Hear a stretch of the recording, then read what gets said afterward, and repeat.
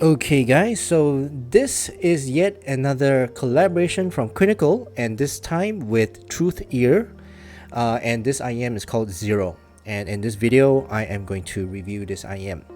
Hi guys, my name is Ian. Thank you so much for clicking on this video. I do mostly audio product reviews, and if you guys are interested in this type of content, do consider to subscribe to my channel and click on the bell so that you get notified of my future videos. Alright, it's Truthear Zero and is tuned by Crinacle. And at the time of making this video, it's not available yet, but it's going to be available on the 24th of July 2022 on Shenzhenaudio's website. So if you want to camp out there, please go ahead. But if you guys can wait, then once it's out, I'll leave the link down in the description below.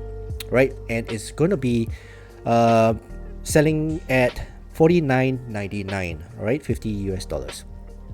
So in this video, I'm going to go through the accessories, the specs, the fit and comfort, and of course the sound performance of these Truthear Zero.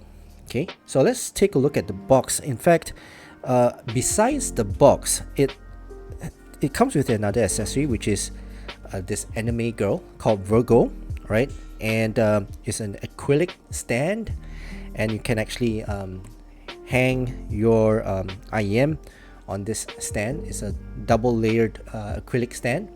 Okay, it's really nice. It's called Virgo. You know, this anime, this waifu is called Virgo, and she's holding a wine glass, I think, with bunny ears. Okay, so very nice. And this one is being sold separately. It comes in a box like this, by the way, and inside it does have a drawstring so-called pouch, right?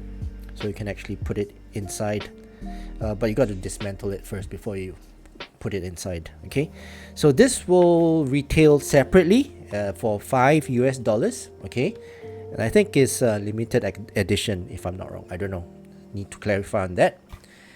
Yep, so that's that. So let's go through the box. So the IEM themselves, for $50, it comes in this box, very nice box, and at the back of it comes with the measurements. You can see it's a measurement, and also some specs. So let's quickly go through these specs.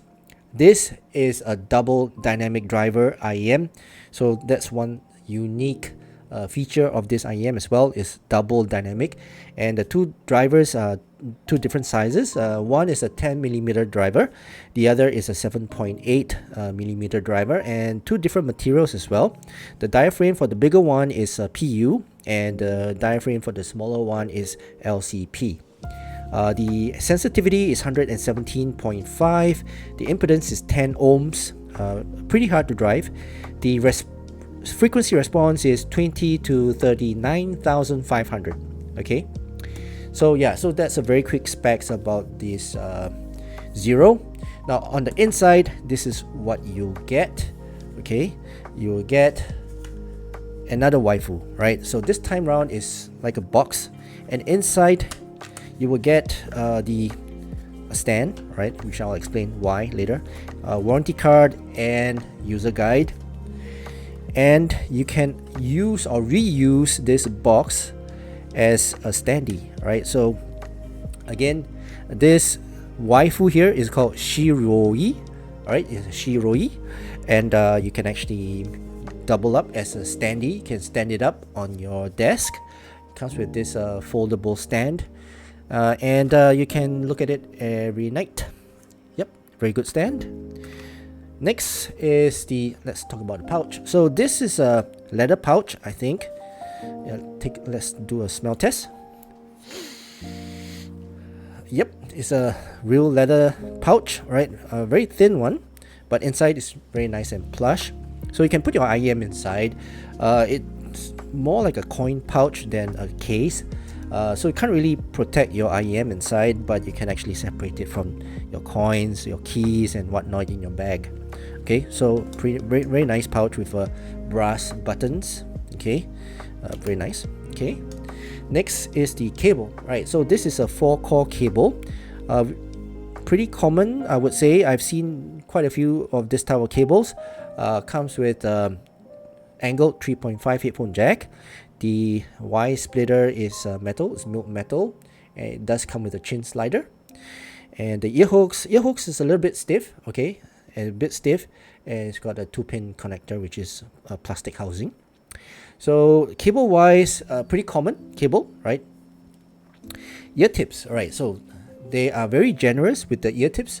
In total, you will get 7 ear tips, right? 3 different sizes, of course, and 3 different types, right? You have your wide bore, you have your narrow bore, and your foam tips. And I like it that they put it nicely in this placeholder, so that it's being presented to me in a very nice way. So kudos to them for that. Okay, and of course this is the IEM themselves. Very, very nice design also.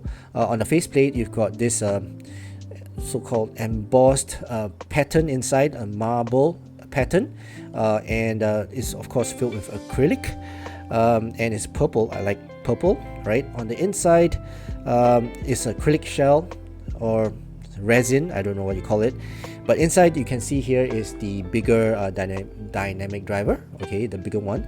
Yeah, you can see it from this side as well. On the other side, you can see the smaller one, okay, the smaller driver on this side. And this nozzle is huge, is extra large nozzle, very unusual for me to see, but I think maybe because there are 2 drivers in there, that's why they want to have that extra large nozzle. Okay, and it's got a perforated metal mesh. Okay, very nice shell. Now, how do they fit in my ear? Okay, so the angle of this nozzle is a little bit off for my ears. At the same time, the nozzle is a little bit too long for my ears, so I'm not too sure why my ears don't fit long nozzles. But yeah, this is not the only one, and it's not the first type of IEM that does not go all the way into my ear. So yeah, this is one of them, and because it doesn't go all the way in, I'm not getting a good grip, right? And it does wobble in my ears, and that's why I lose my seal. So there's no pain, there's no discomfort or physical fatigue. It's just that it's a little bit of a hassle every time when I lose my seal when I'm walking. Then I'll have to take it out and insert it back in again to get that seal back. But other than that, it's okay. I mean, it's a pretty comfortable fit. Right, so let's talk about the sound performance of this, and for that, let me take out my graph. Be right back. Okay, so I'm back, and as you can see, I have graphed out this IEM, and let's compare them with the graph that is on the box, right? So as you can see, this is how the graph looks like on the box, and this is how it looks like when I measured it. So it's quite accurate. All right, so I would say my graph is quite accurate. So now let's talk about the technicalities of this IEM before we talk about the frequency. So as I mentioned, there are 2 drivers in here, and I would say it's a very unique setup, and the listening experience on this is also a very unique listening experience. The sound stage is very different from what I hear from a single dynamic driver. It's got a very plateaued and flat type of sound stage, but it goes really wide, as in sideways, not angled. It's a very wide type of sound stage, and it's a very unique type of sound stage. It's wide, it's very wide, and it goes really far as well, very deep. It's like a desert. If you imagine a desert, it goes that way, and you're standing in the middle of that desert type of sound stage. A very nice, clean playing field. Okay, so soundstage is very unique, and also the sound delivery in terms of the bass and of course the treble. This 2 drivers, they perform differently. So the bigger driver is for the bass, they handle the bass. The smaller driver is for the treble and of course the mids and all that. So I would say that the the listening experience in combination of these two, they are very coherent, by the way. The soundstage and the imaging is very coherent, and it sounds like the bass and the treble have got their own different pushing force. Okay, the transducing of the sound is two separate drivers or two speakers in my ears. Okay, so that's the kind of experience that I get. And imaging is very clean and clear, and the separation of the instruments are very nice as well, and it's very unique. You got that top and bottom type of I'm not too sure how to explain it, but it's like a top and bottom type of separation and stage. Right, the stage not only goes sideways, it goes to the back as well. Something like a holographic surround sound, but it's not there. It's not that type of experience. So in terms of sound separation, you can hear the double bass at the lower shelf, and then you can hear the violins and the pianos, not so much pianos, but the trumpets and the flutes at a different level of that sound stage. So it's like going at two different planes. So it's a very unique sound stage, I would say. And of course the imaging and the sound separation as well. So it's a very good sound stage, right? Unique sound stage. The detail retrieval and the resolution is also good, right? Very nice detailed sound, very clean and clear sound. I can pick up the nuances from the instruments, and of course the resolution is really good. For dynamic drivers, I'm not comparing this with planars or piezo type of drivers, but this I would say, is a good resolution for a dynamic driver.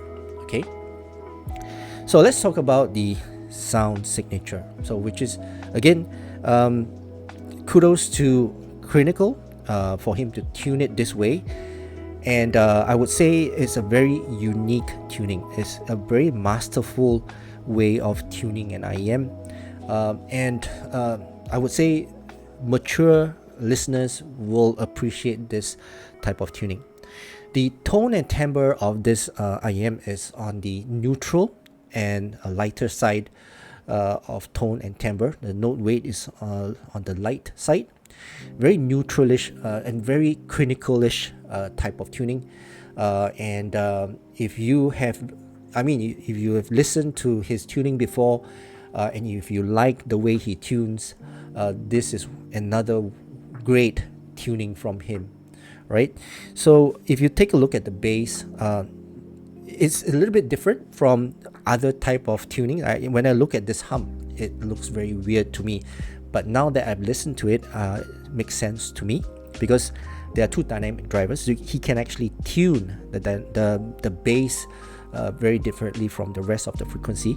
So the bass, as in the sub bass and the mid bass, is tuned very differently. And if you take a look at the sub bass, it's a little bit rolled off, but it's not. Okay, so this, I would say, sub bass is a very shy but authoritative sub bass, and is in a way whereby for tracks that do not need that rumble, it's gonna shy away. It's got that thin and lean and neutralish type of presence, but when it's needed in tracks that need that sub bass and that rumble, it comes in really strong. So that's where the hum comes in, and that makes sense to me. Okay, and the mid bass as well. So the mid bass here, for this curve, this type of tuning, is impactful. At the same time, it's not needed. It's gonna be just sitting there waiting for its turn to come in. So the impact comes in nice and strong and weighted. All right, so it's a weighted mid bass, at the same time sub bass as well, but it's a nice and clean, well controlled type of bass. Okay, and it's being driven specifically by a single driver. Okay, so I would say for the bass is very nicely tuned, and it's not intrusive. It's well controlled, doesn't bleed into the mids. Mids are really clear, right? Now let's talk about the mids. Look at the mids. It's flat, right? It's a flat mids, and it's forward. Okay, so you can feel that the bass department is not so much forward as compared to the mids.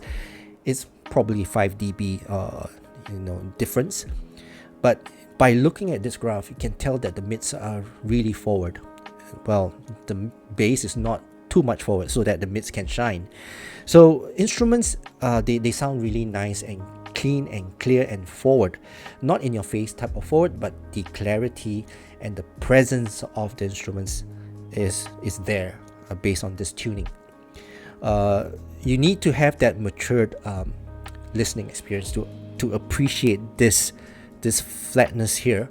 And when I listen to this, the instrument sounds very clear, very neutral, very analytical, and very clinical. It's a very clinical delivery of the mids here. Same for vocals. Vocals, like male vocals, they've got that authority there, but it's not like overwhelming, a very warm, very laid back type of presentation to you. No, it's there, it's present, it's got that precision there as well. Male vocals, they sound neutral, but they sound authoritative. At the same time, they sound very precise. Okay, very, very nice neutralish to naturalish sound. Okay, female vocals as well, they've got very nice tone as well.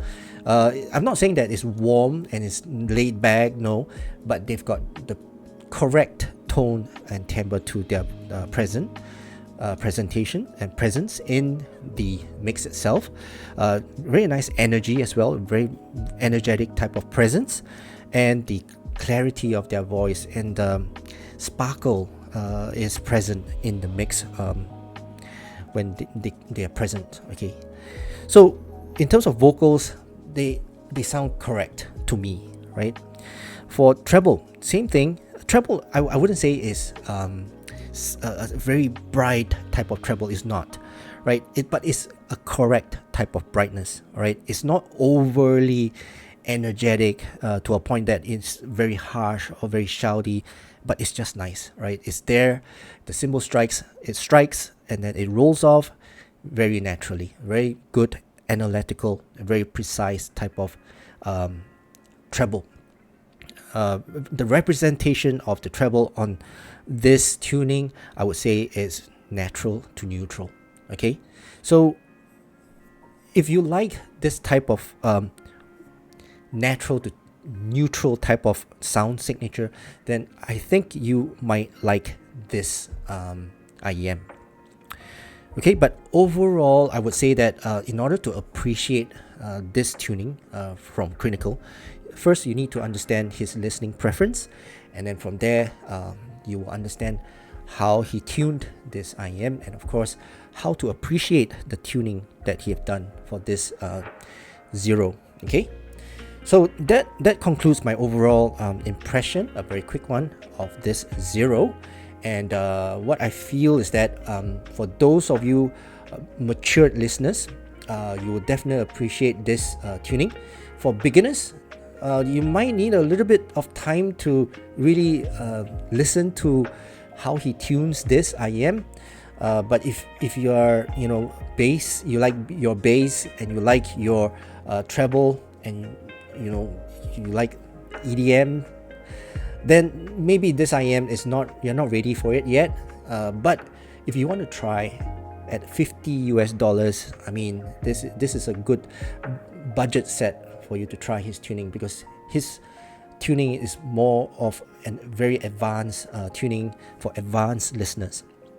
Okay, but yeah, you can try. $50 is a steal, as compared to other IEMs that he has tuned and that cost a few $100. Okay, but this one is just $50, right? And he's tuned this one. Okay, so that's it. That concludes my overall impression of this Zero. And if you guys enjoyed watching this video or learned something from this video, do consider to give this video a thumbs up. Okay, so that's it for now. Thank you so much for watching my video. I hope you guys have a great day ahead, and I'll see you again in my next video. Cheers.